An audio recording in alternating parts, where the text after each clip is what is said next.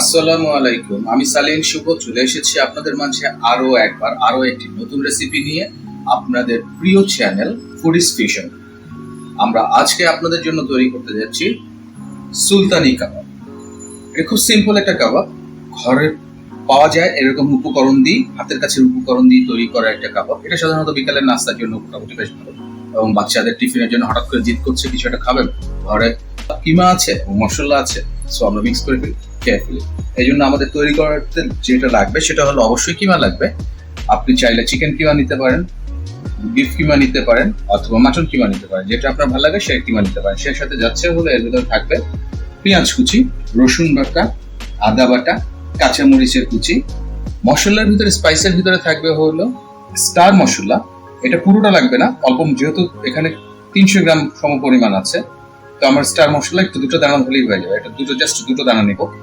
এর সাথে থাকছে হলো আপনার জায়ফলের গুঁড়া, দারচিনির গুঁড়া, গোলমরিচের গুঁড়া, চিলি ফ্লেক, এলাচ এবং শাহি জিরা।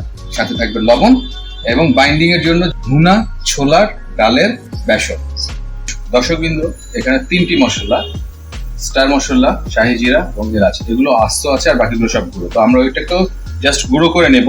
সেই জন্য আমাদেরকে প্রথমে এই 3টা মশলাকে একটু ভেজে নিতে হবে, শুকনা ড্রাই, তেল ছাড়া, যেটাকে বলে হলো একটু ভুনে নিতে হবে বা ভেজে নিতে হবে। তারপরে আমরা এটাকে গুঁড়ো করে তারপর আমরা এটার সাথে মিক্স করব। দর্শকবৃন্দ, আমরা মিক্স করে ফেলতেছি 300 গ্রাম কিমার সাথে আমরা দিয়ে দিচ্ছি হলো প্রায় 3টা পরিমাণ কাঁচা পেঁয়াজ, রসুন দিয়ে দিচ্ছি 1 চা চামচ, আদা দিয়ে দিচ্ছি 1 চা চামচ, আর কাঁচামরিচ দিয়ে দিচ্ছি আধা চা চামচ। আমাদের সেই শাহি জিরা, স্টারনিস এবং এলাচির যেটা আমরা ফাঁকি তৈরি করেছি সেটা চলে আসছে অলরেডি, সেটা আমরা দিয়ে দিচ্ছি। সাথে দিয়ে দিচ্ছি অন্যান্য সকল উপকরণ মিক্স করে দিয়ে দিচ্ছি, একবারে সব দিয়ে দিচ্ছি।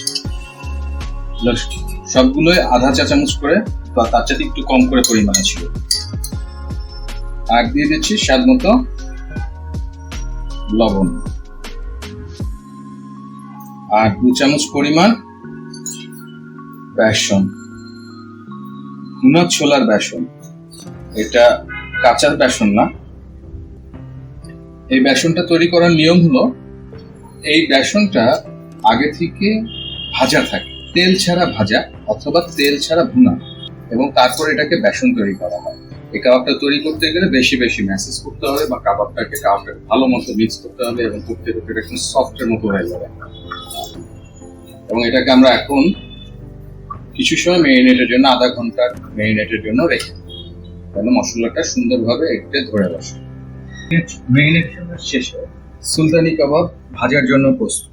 আমরা একটু ফ্রাই প্যানে তেল দিয়ে দিচ্ছি, এবং এটার জন্য কোনো নির্দিষ্ট কোনো শেপের প্রয়োজন নেই, একটা গোল গোল টাইপের শেপ হলেই হবে।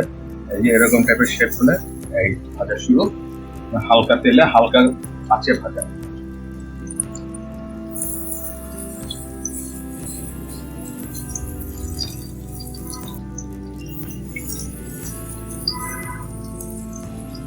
আমরা একে একে দিয়ে দিচ্ছি কাবাবগুলো।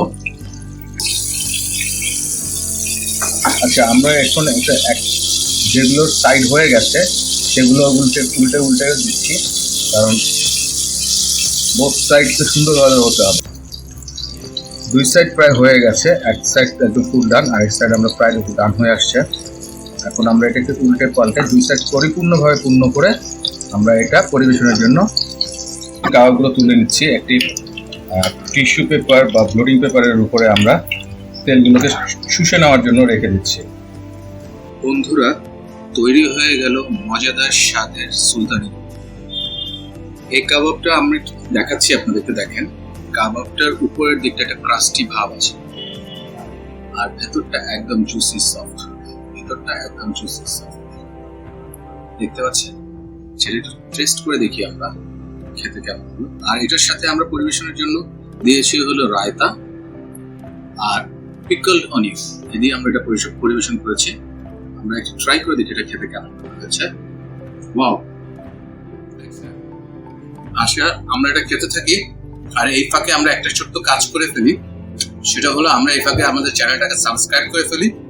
এটা আপনাদেরই চ্যানেল, আপনারা এটাকে সাবস্ক্রাইব করুন এবং এটাকে লাইক করুন, এবং এই ভিডিওটা সহ প্রতিটা ভিডিও আপনারা শেয়ার করুন আপনাদের যে কোনো গ্রুপে, হোয়াটসঅ্যাপ গ্রুপে, আপনাদের মেসেঞ্জার গ্রুপে, আপনারা সব জায়গায় এটাকে শেয়ার করতে থাকুন বেশি বেশি করে। ধন্যবাদ। আজকের মতো এখানেই শেষ করছি। দেখা হচ্ছে আগামী পর্বে আরেকটি নতুন কোনো রেসিপি নিয়ে। ততক্ষণ পর্যন্ত ভালো থাকবেন। খুদা হাফেজ।